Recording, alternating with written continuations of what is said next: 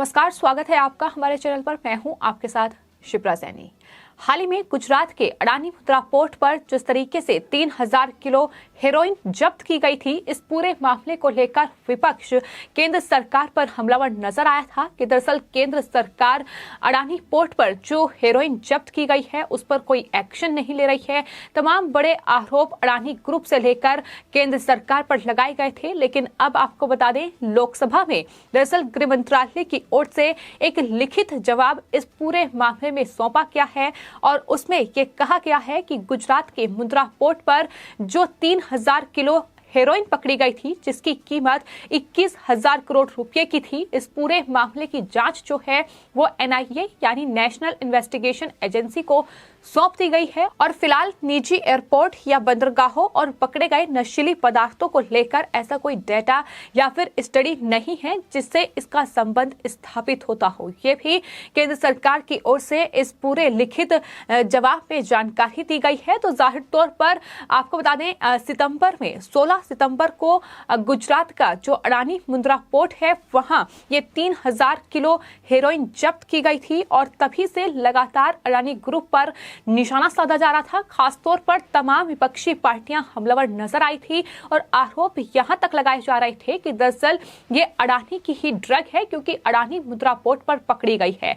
हालांकि इसको लेकर सियासी बयानबाजी भी खूब देखने को मिली, जहां बीजेपी लगातार विपक्ष पर जवाब देती नजर आई, उन पर हमला साधती नजर आई कि दरअसल अगर अडानी ग्रुप पर कोई ड्रग जब्त हो रही है तो इसका मतलब क्या ये है कि वो अडानी ग्रुप की होगी। तो ऐसे तो अगर जवाहरलाल नेहरू पोर्ट जो कि मुंबई में है, अगर वहां से कोई ड्रग जब्त होती है तो क्या वो गांधी परिवार की है।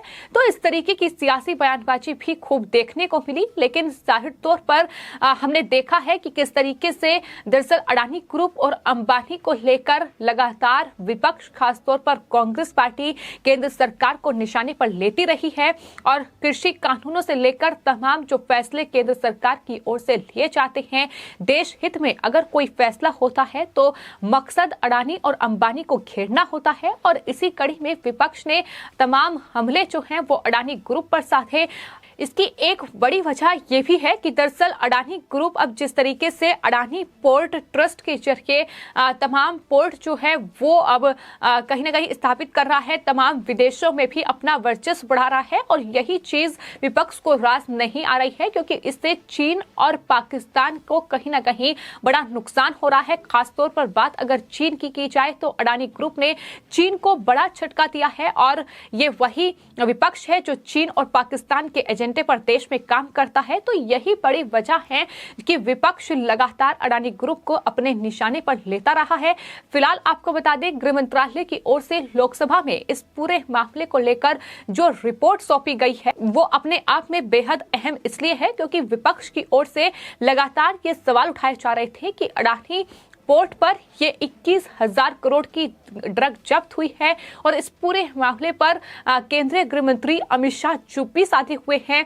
ये लगातार आरोप लगाए जा रहे थे कि चुनाव में अमित शाह व्यस्त हैं और वो इस तरीके से देश की रक्षा और युवाओं की रक्षा चुनाव जीतने से अधिक उनके लिए महत्वपूर्ण हो गई है। ये तमाम बड़े आरोप कांग्रेस पार्टी की ओर से लगाए गए थे, लेकिन फिलहाल एक संवैधानिक तरीके से अब गृह मंत्रालय की ओर से इस पूरे मामले में लोकसभा में जवाब दाखिल किया गया है। और ये हमने देखा है कि महाराष्ट्र में हो, गुजरात में हो या किसी भी राज्य में हो, ड्रग माफियाओं पर लगातार शिकंजा कसा जा रहा है। एनआईए से लेकर अब नारकोटिक्स कंट्रोल ब्यूरो तक तमाम एजेंसियां इन ड्रग माफियाओं पर शिकंजा कस रही है, इन ड्रग तस्करों की गिरफ्तारी हो रही है। और न सिर्फ गुजरात के मुंद्रा पोर्ट बल्कि इसके अलावा भी गुजरात के अलग अलग जगहों से इन ड्रग तस्करों को गिरफ्तार किया गया है। महाराष्ट्र में हर रोज इन ड्रग तस्करों पर कार्रवाई हो रही है। तो ड्रग माफियाओं के खिलाफ ये कार्रवाई लगातार जारी है और ये कार्रवाई विपक्ष को रास नहीं आ रही है। खासतौर पर महाराष्ट्र में उद्धव ठाकरे सरकार, जिसमें कांग्रेस पार्टी भी शामिल है, और कांग्रेस पार्टी तो लगातार ड्रग तस्करों पर हो रही कार्रवाई को लेकर ही सवाल उठा रही है और आरोप यहां तक लगाए जा रहे हैं कि खुद अडानी ग्रुप ही इस ड्रग की सप्लाई कर रहा है और इस तरीके से दिखाने की कोशिश कर रहा है कि वहां से उनके पोर्ट से ड्रग जब्त की गई है। तो इस तरीके की बयानबाजी भी इस पूरे मामले में हो चुकी है। फिलहाल लेकिन ये एक हाई प्रोफाइल मामला इसलिए था क्योंकि अडानी मुद्रा पोर्ट से ये ड्रग इतनी बड़ी मात्रा में जब्त की गई थी और 21,000 करोड़ रुपए की ये हेरोइन थी जो जब्त की गई। आपको ये भी बता दें कि जब इस पूरे मामले की जांच शुरू हुई तो जांच के दौरान ये निकलकर सामने आया कि ईरान के अब्बास पोर्ट के रास्ते अफगानिस्तान से आया माल आंध्र प्रदेश के विजयवाड़ा स्थित आशी ट्रेडिंग फर्म के नाम से था। मतलब यानी किस तरीके से अफगानिस्तान से ये जो ड्रग थी, ये जो हेरोइन थी, ये आंध्र प्रदेश लाई गई और फिर समुद्र के रास्ते ये जो है गुजरात पहुंच रही थी और तमाम देश के दूसरे राज्यों में पहुंचनी थी। लेकिन गुजरात में अडानी पोर्ट में जो कड़ी सुरक्षा है उस बीच इस पर कहीं ना कहीं शिकंजा कसा गया और बड़ी सफलता सुरक्षा एजेंसियों के हाथ लगी। लेकिन उसकी तारीफ करने के बजाय, सुरक्षा एजेंसियों की मुस्तैदी की तारीफ करने के बजाय विपक्ष जिस तरीके से हमलावर नजर आया, जिस तरीके से एक बार फिर अडानी ग्रुप को घेरने की कोशिश की गई, वो साफ तौर पर दिखाती है कि विपक्ष जो चीन और पाकिस्तान के एजेंडे पर देश में कहीं ना कहीं काम कर रहा है, खासतौर पर कांग्रेस पार्टी, उसकी बौखलाहट की वजह बिल्कुल साफ है। चीन को अडानी ग्रुप कड़ी टक्कर दे रहा है।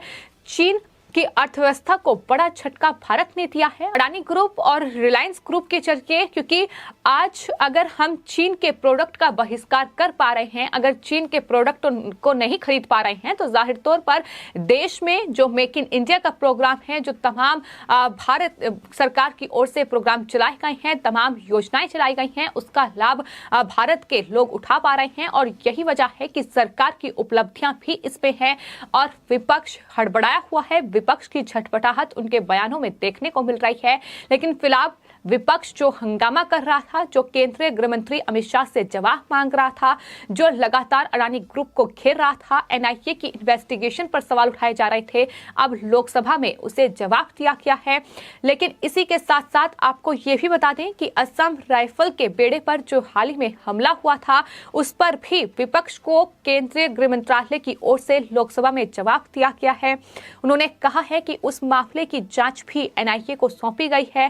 हालांकि इसमें किसी विदेशी ताकत के हाथ होने की बात अभी तक कोई सामने नहीं आई है। यह जानकारी केंद्रीय गृह मंत्रालय की ओर से ही लोकसभा में सौंपी गई है। तो संसद का शीतकालीन सत्र जो है वो चल रहा है और विपक्ष को लगातार हर एक मुद्दे पर जवाब दिया जा रहा है। सरकार ने साफ तौर पर यह कहा है कि विपक्ष अलग अलग मुद्दों पर चर्चा करे, वो जवाब देने के लिए तैयार हैं, चर्चा करने के लिए तैयार हैं, लेकिन हंगामा करने से कुछ भी नहीं होगा।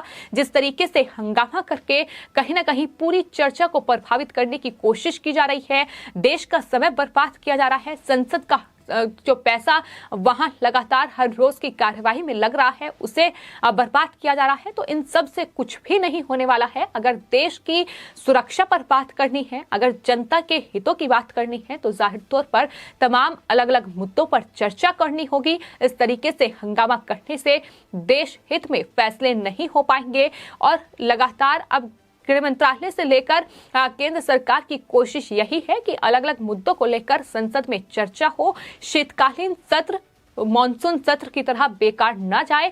शीतकालीन सत्र में जो तमाम विधेयक हैं, तमाम जो बिल हैं, वो पास हो जाएं, ये कोशिश केंद्र सरकार की है और इस कड़ी में ही लगातार केंद्र सरकार काम कर रही है। लेकिन विपक्ष का हंगामा लगातार जारी है और अलग अलग वजह इसकी है। एक वजह ये है कि कई राज्यों में चुनाव आने हैं, किस तरीके से मुद्दों को भुनाया जाए, ये कोशिश में विपक्ष लगा हुआ है। दूसरी सबसे बड़ी वजह है ये है कि केंद्र सरकार कोई बिल संसद में पेश ना करते, कोई कानून पारित ना हो जाए, ये भी एक बड़ी वजह है जिसका विरोध लगातार विपक्ष कर रहा है। और जाहिर तौर पर अडानी ग्रुप और अंबानी ग्रुप का विरोध तो विपक्ष की ओर से हर रोज किया गया है, चाहे फिर वो सीए को लेकर फैसला सरकार की ओर से लिया गया हो या कृषि कानूनों का फैसला लिया गया हो, तमाम अलग अलग मुद्दों को लेकर उद्योगपतियों को घेरा गया है। तो ये हमने देखा है कि किस तरीके से अडानी पोर्ट पर, अडानी ग्रुप पर लगातार लगातार निशाना साधा किया है, क्योंकि अडानी ग्रुप ही यही उद्योगपति हैं जो चीन को कड़ा मुकाबला दे पा रहे हैं। चीन की आर्थिक जो कहीं ना कहीं मजबूती है उसे कमजोर करने का काम यही लोग कर रहे हैं, लेकिन इससे ही विपक्ष बौखलाया हुआ है। फिलहाल एक और महत्वपूर्ण फैसला जो अडानी ग्रुप की ओर से हाल ही में लिया गया था।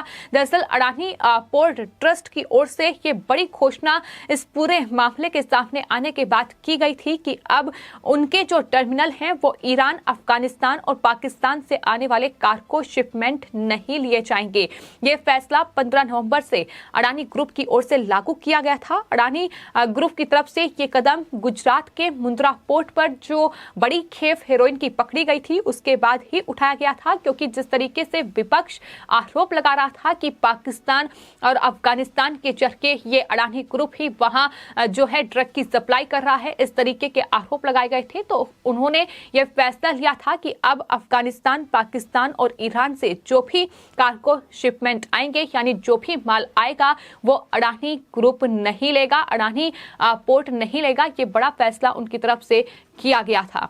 तो जाहिर तौर पर देखा गया है कि अडानी ग्रुप को घेरने में कोई कसर नहीं छोड़ी गई है। केंद्र सरकार का साफ तौर पर यह कहना है कि ये विपक्ष का अपना एजेंडा है, जो वो चीन और पाकिस्तान की भाषा बोलते हैं, इसलिए उन्हें तकलीफ होती है कि अगर चीन को बड़ा झटका लगता है, अगर चीन पीछे हो जाता है भारत से, तो उन्हें तकलीफ होती है। ये तमाम बड़ी बातें बीजेपी नेताओं की ओर से उस वक्त कही गई थी और जाहिर तौर पर सरकार का ये साफ तौर पर कहना है कि भारत में ड्रग तस्करों पर लगाम लगाने की ये कोशिश जो है लगातार जारी रहेगी। ड्रग का सफाया भारत से होगा, ये कोशिश केंद्र सरकार की है और इसी कड़ी में लगातार तमाम केंद्रीय जांच एजेंसियां, फिर चाहे वो एनआईए हो या फिर एनसीबी हो, छानबीन कर रही है और इन ड्रग तस्करों पर शिकंजा कस रही है। फिलहाल आपकी इस पूरे मामले पर क्या राय है, हमें कॉमेंट बॉक्स में जरूर लिखें और चैनल को सब्सक्राइब करें। धन्यवाद।